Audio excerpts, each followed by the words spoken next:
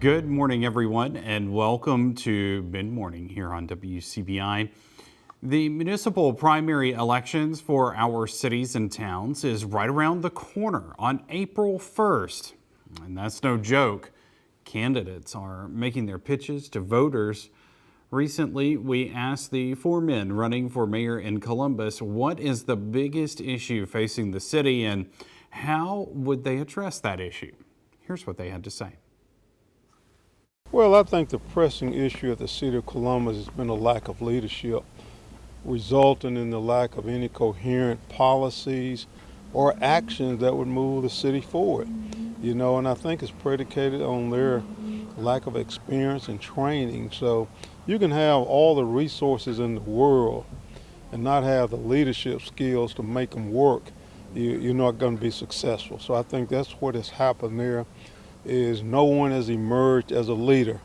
They're over there voting as a group, and consequently nothing has happened. And so that to me is the major problem.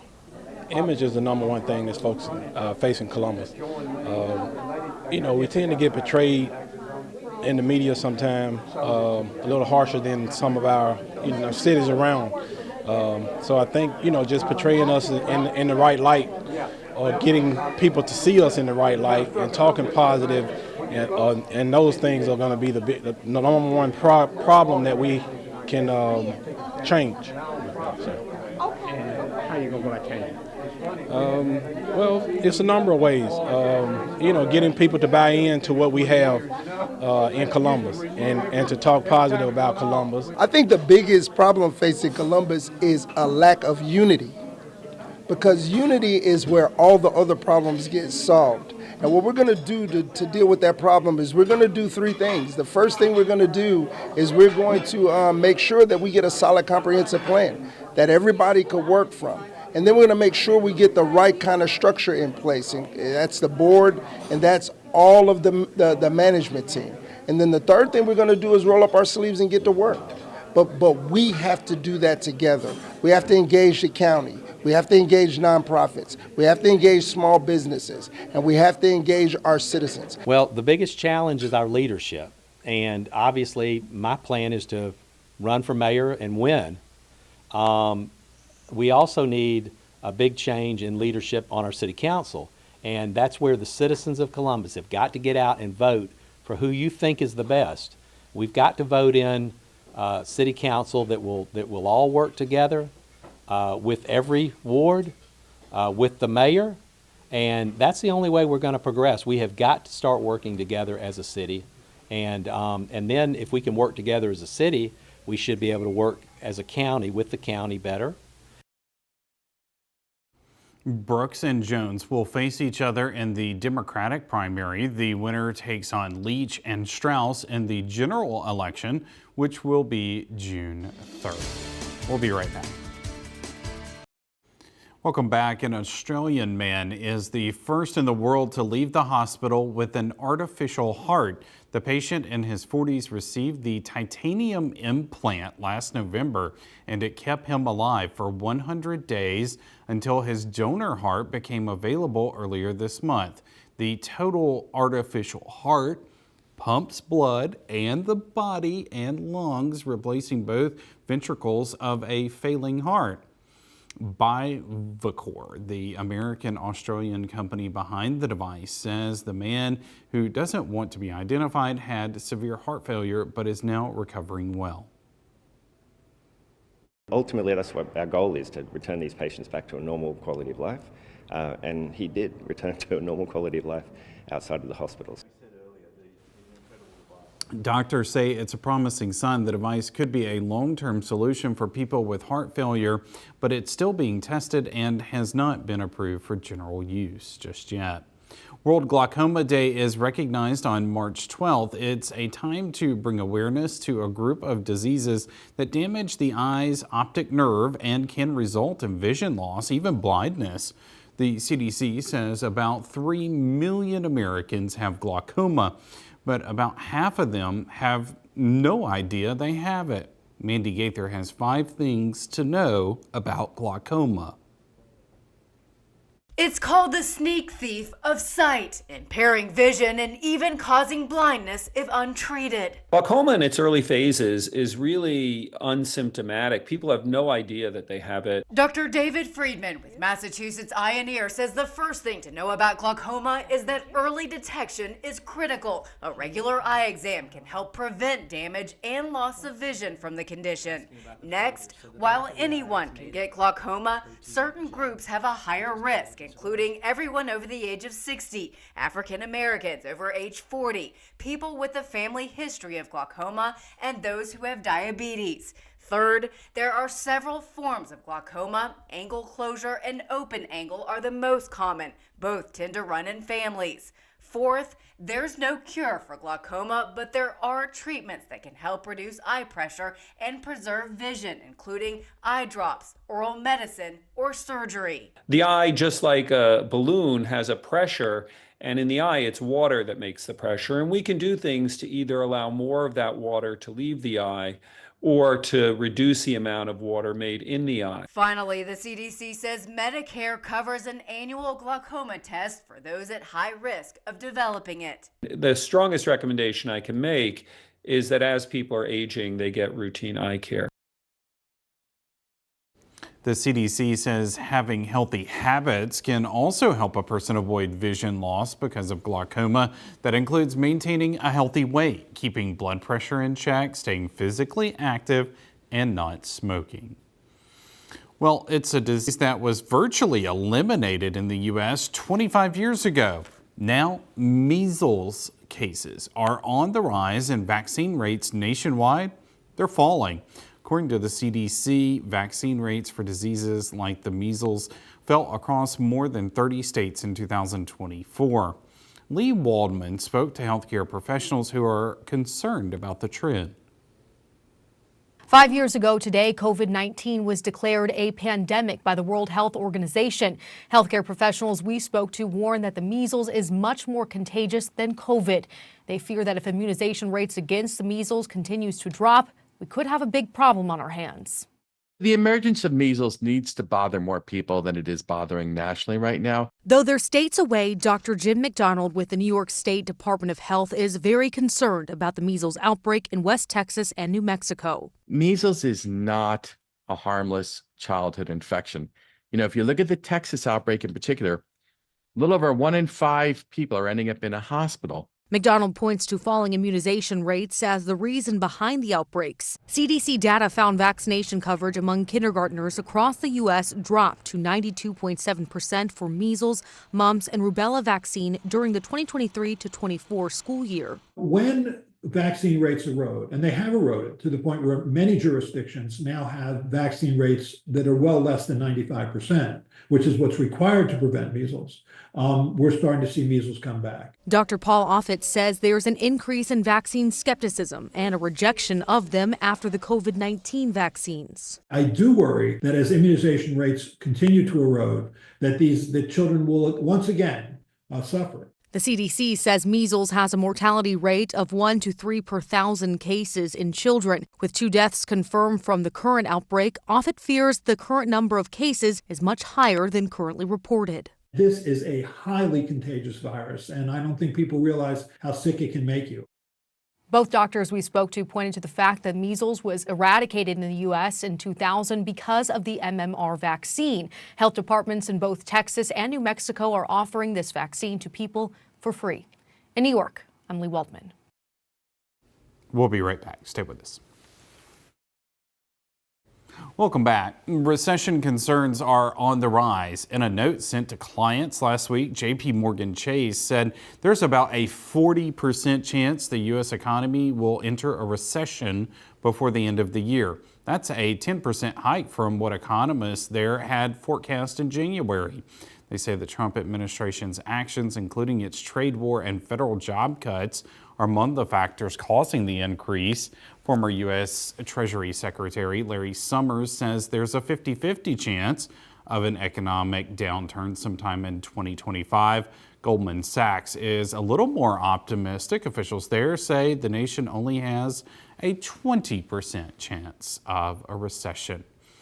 Well, for the first time in 4 months, inflation in the U.S. cooled off. The Bureau of Labor Statistics reports the Consumer Price Index was 2.8% for the year-long period that ended in February. That's down from 3% in January.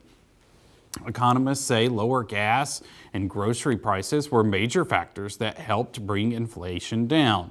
However, the Trump administration's trade war could cause the consumer costs to rise in the near future.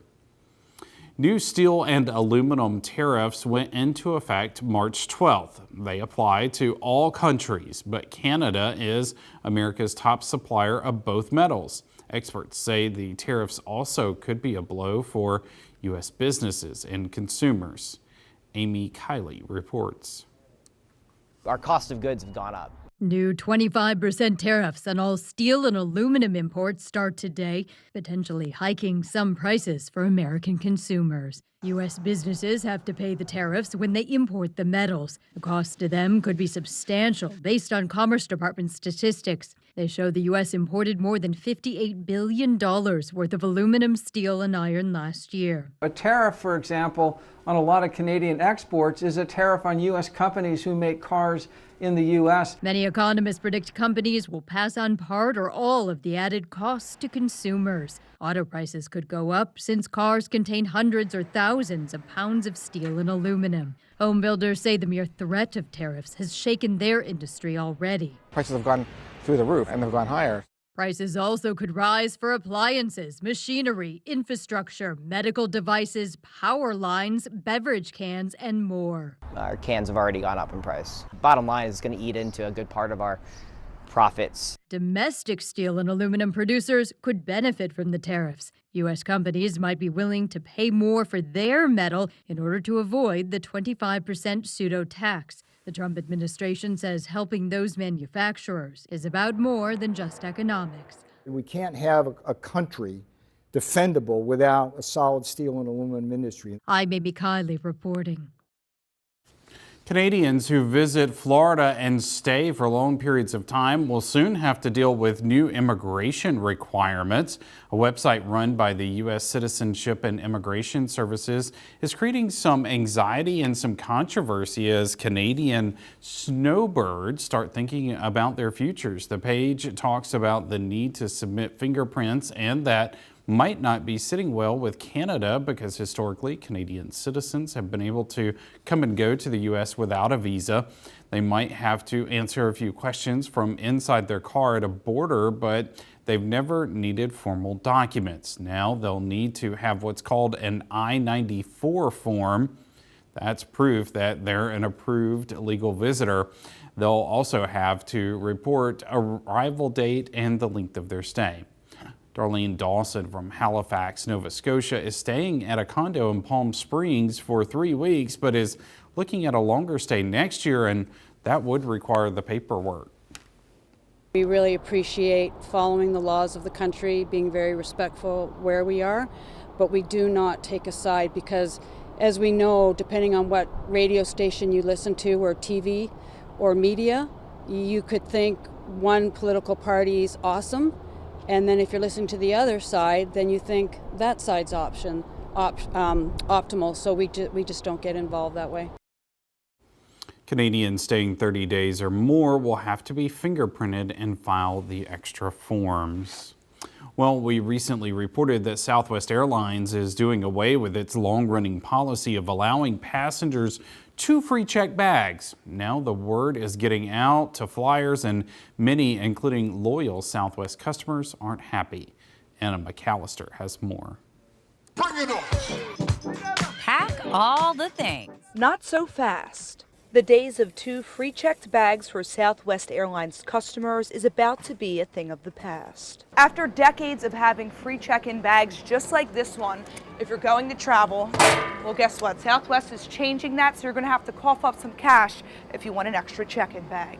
According to Southwest Airlines, only its most elite A-list preferred flyers and those booking its expensive business select fares will get 2 free checked bags. A-list members, Southwest credit card holders, and select customers will get 1 free checked bag, and everyone else has to pay. I'm sad because that's one of the reasons we fly Southwest. All my friends and family use Southwest because you fly bags free and it's convenient, and now they're in competition with everybody else. You might as well choose the other airlines. Unfortunately, airlines are moving into a direction of just nickel and diming us for everything. They're becoming less comfortable, less affordable. This change comes less than a year after the airline announced it would do away with its open boarding policy. Southwest Airlines says travelers will fly in assigned seating starting next year. Well, why fly Southwest? That was the purpose of doing it. It was awesome. We asked passengers if these changes will make them reconsider booking their flights with Southwest Airlines. If I find something that's more reasonable, I'm sorry, I might have to look into that. My curiosity is, who are you trying to be? And then it changes who's going to fly with you. Southwest Airlines provided us with this statement, saying in part, "We recognize these changes may be a disappointment to some, but know we're committed to building a Southwest that will continue to offer you low fares, convenient flights to destinations you want, and a travel experience that's rewarding." And Southwest Airlines says its new bag policy will take effect on May 28th. But for now, reporting from the Miami International Airport, Anna McAllister, CBS News, Miami. Simply Recipes is out with its list of best new products for 2025 to help shoppers get more bang for their buck at the grocery store. Editors at the food blog evaluated nearly 400 products, all under $20, based on taste, texture, and affordability, among other things. Some of the best new refrigerated go-tos: Ithaca Hummus Jalapeno Lime and Portia's Uncured Pepperoni Pizza topped the list for the best new frozen pizza. Simply Recipes' Mi O'Quinn shared some of the other faves on CBS Mornings. This one is from a company called Sauce. Has lots of grated Parmesan cheese, a little cream, so it's technically a pink sauce. And you're trying it with a chunky corkscrew pasta from a company called Rumo. They're a 175-year-old Italian pasta company. Our testers were so impressed with the texture and the quality of the pasta. All right, the top pick for frozen vegetarian main dish was the 365 by Whole Foods Market. Experts say cook the patties in an air fryer so they get nice and crispy. All right, this month Heinz is shaking up the status quo with the launch of Heinz Chip Dip, a limited time offering designed for dipping potato chips in, ketchup. Die-hard ketchup fans and curious foodies can get their hands on Heinz Chip Dip on their website while supplies last, complete with a bottle of Heinz ketchup, a wide-mouth glass jar designed for dipping, and a bag of chips for instant snacking. Heinz Chip Dip encourages fans to give the seemingly irrational combination a try. I've done that before. It's not bad. All right, Agriculture Secretary Brooke Rollins warns the price of eggs will remain elevated, especially as Easter and Passover holidays near. Rollins pointed out the Easter season is usually when we see the highest price for eggs. In February, about 12 million birds, mostly layers, were lost due to avian flu outbreaks, bringing the total number of birds affected so far in 2025 to over 35 million. The Department of Agriculture is working on a multi-pronged plan to help bring down egg prices. All right, we'll have more after the break. Stay with us. Welcome back. A historic carousel damaged by a storm nearly 2 years ago is getting back up to full strength, now that 5 of its mounts have been returned to the herd. Randy Ayala has a closer look. So we're sitting outside Glen Echo Park's historic carousel. You can see the truck carrying the figurines is empty. Right now, crews working to reinstall those figurines that were damaged during the storm in 2023. I want to bring in Emily Rogers to talk more about the work being done here and just the history behind this carousel. So Emily, can you talk to me about the work that's going to be taking place inside the park here today? Yeah, absolutely. So we had 5 carousel animals that were damaged in 2023 during the big storm, experiencing some water damage, and so we were able to take them off and send them to Ohio with Carousels and Carvings, who were able to refurbish them and repaint them and bring them back today. How special is this for the community? This has been around for over 100 years in this spot. Absolutely. We greet people every day during the carousel season to ride the carousel, and we've been missing 5 of our friends, so we're really happy to have them back here. And let's talk about carousel season. I know opening day always brings thousands of people out, so talk to us about what we have to look forward to this carousel season. Absolutely. Carousel Day is on May 3rd from 11 to 4, and we're excited to be operating with a full carousel again, and so families can come out, ride the carousel for the first time this season, and enjoy some free hands-on crafts and performances that day too. And I'm just curious too, did you see longer lines missing 5 pieces? Because do you ride it at capacity every time it runs? We're always running it, and so we experience somewhat long lines, but that's okay. People are willing to wait for this carousel. Yeah, it's a bit of nostalgia too, I'm sure, for families. Emily, thank you so much. We appreciate you talking to us about it. Folks, you can find more information online, as well as kind of a sneak peek of when the public can get a tour of the carousel. You won't actually get to ride it, but you will get to see the new figurines back in place a little bit ahead of everybody else. The Glen Echo Park Carousel is known as a menagerie carousel and includes 52 animals, 40 horses, 4 rabbits, 4 ostriches, 1 giraffe, 1 deer, and 1 lion, and 1 tiger. Oh my. All right, March's full moon is called the worm moon, and it's extra special because it will be a total lunar eclipse, the first in nearly 3 years to be visible across the U.S. Tomorrow, the moon will look like a striking red color. A total eclipse happens when the moon is full and aligns perfectly with the Earth and Sun. Unlike a total solar eclipse, this celestial event doesn't require special eyewear. All right, we'll be right back to wrap things up. Stay with us. Thanks for joining us this morning. We'll see you next time right here on WCBI Mid-Morning. Have a great day.